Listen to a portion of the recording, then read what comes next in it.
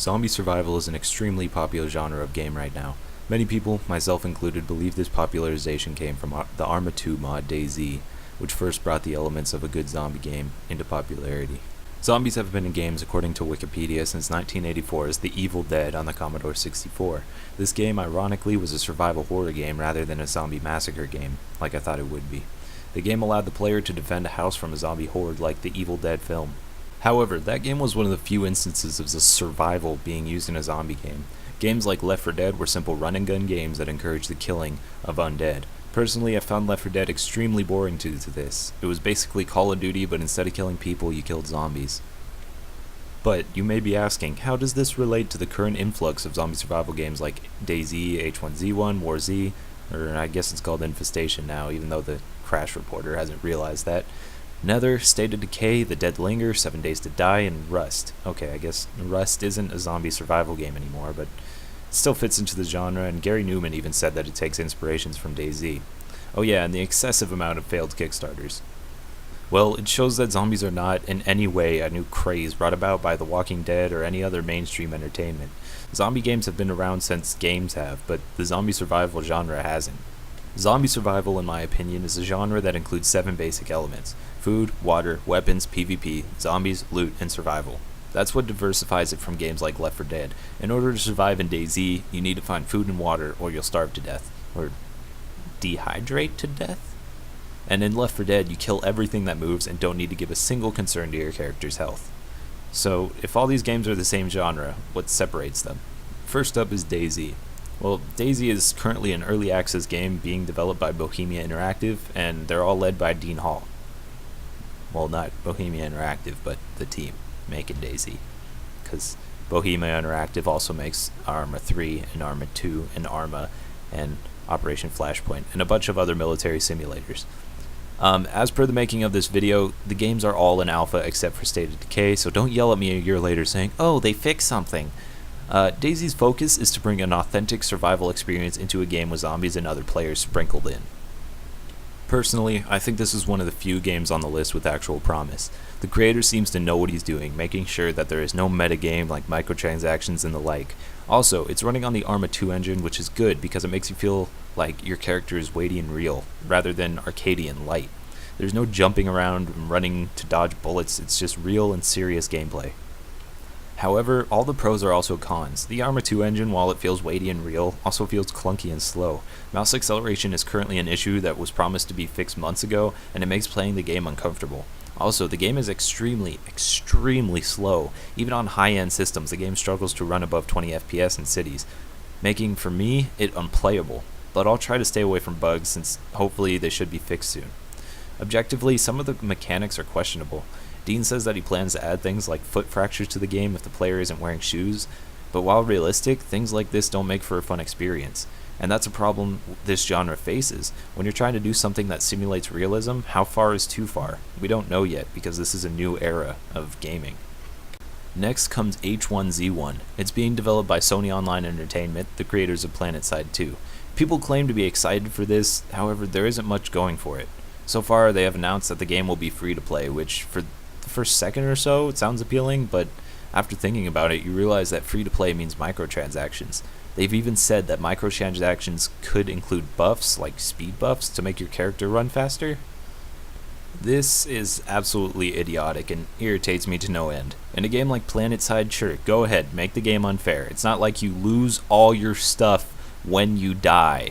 Look, zombie survival is meant to be fair and balanced. It's meant to make the player feel vulnerable at all times. Even War Z knows that, but we'll get there later. Having microtransactions and metagame items like that ruin immersion in gameplay. Force people to get their loot without using an outside source, Sony, or your game will be an absolutely horrible, abysmal failure. Please, just make the game $60 up front and don't charge anything else. It would make everyone happy. On a more positive note, the game is using the PlanetSide 2 engine, which is absolutely awesome. This means that there can be a huge map with thousands of players on it at once, which just trumps DayZ. DayZ only currently supports 40 players per server. It's planned to be around 100, but map size is a huge deal, and Chernarus won't cut it for long if Sony does this right. Next is the War Z, or Infestation Survivor Stories. If you don't already know, there was a huge conflict between the developer of War Z and the movie/book World War Z. Well, Infestation lost and it's now named Infestation. The game's horrible, let's just put it at that. It's using an engine that was made for an arcade arena shooter. Imagine playing Call of Duty, but you have to find the guns, and every once in a while you need to eat. That is War Z.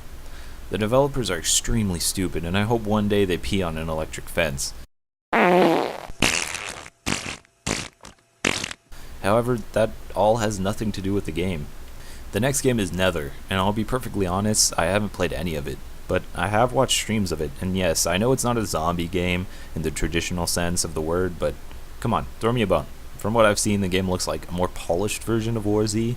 It's very arcadey, but it looks like it has a great art team. If it looks interesting, go check it out, but personally, it's not my cup of tea. The next game is State of Decay. This game first released on Xbox 360, and that's why it's the only game to not be in alpha state. I've played about 3 hours of this game, and I have to say it's actually very enjoyable. Realistic? No, but it lends itself some one more turn type mechanics to make it fun. It's very good at what it does. It's basically a base builder type game where you have to go out and scavenge for supplies to help your home base survive. Go get food for the hungry, medicine for the sick, etc., etc. However, from what I can remember, there was no incentive to keep your own character healthy.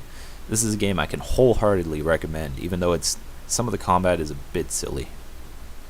The next game is the Deadlinger. I actually kickstarted this game because it was one of the first games to come up before the huge influx of zombie survival games. The devs were very nice and replied to all my Twitter questions, so I went ahead and took a leap of faith by giving them $20. This was when the game was only concept and ideas. The game since then has grown. It's being built on Unity 3D and is the only game on the list that features procedurally generated terrain, which in and of itself is a pro and a con feature. The game, as it stands now, reminds me of Diablo with the looting system. All the items have a grade which dictates how effective it is. The game is an extreme alpha at the time I'm making this video, but it has promise. As for the random generation feature, I think it's a good idea, but at the same time a bad one. I'll give the example of DayZ. When I'm playing DayZ, I want to be able to find a map and say, okay, I'm at so-and-so town, come and meet me to my friends. When the world was randomly generated, it'll be difficult to find your friends and your favorite looting spots. When there is a dictated map, it has a hub of activity, but when there's a randomly generated one, everything always feels unfamiliar, and there's no way to learn how to navigate it. Next is 7 Days to Die. Personally, I don't like this game. It seems like it was quickly made to appeal to a massive audience rather than to be a game the devs wanted to play. It's advertised to be a mixture between Minecraft and DayZ, and admittedly it kind of is. It's fun to last a few nights building up your fortress Minecraft style and then taking on the hordes at night. But I feel that the game doesn't know what it wants to be. It has a weird deathmatch mode which doesn't fit into the theme of the game at all, and all in all it's awkward to play because of its voxel-based engine. It's sad because the base building mechanics are very strong in this game because of its Minecraft inspirations, but they've made it weak by the voxel-based terrain buildings. And finally, Rust. This is not a zombie game. They remove zombies. Yes, I know, but it fits into the genre too well to let it go. Rust is like a better version of 7 Days to Die, except instead of looting, you go out and mine for resources all on Minecraft. You can go use the resources to make weapons and build fortresses. Personally, Rust gives me headaches. There's just too much time wasted sitting in your base smelting metal to make this game fun for me. Steam says I've spent 34 hours in Rust, and I can guarantee only 4 of those hours were actually me having fun playing the game. Everything else was going out collecting resources and waiting for them to smelt. However, Rust is extremely fun when it does have its moments. Base raiding gives me crazy amounts of adrenaline, and successful raids make you feel very, very accomplished. Well, now that we're done with mini reviews of all the games in the genre, let's go over some problems that it faces. Problem number 1 is realism. Nobody really knows how far is too far when it comes to realism. If I get shot, should I be almost certain that I die unless I see a doctor, or should I be able to use a generic medkit or blood bag?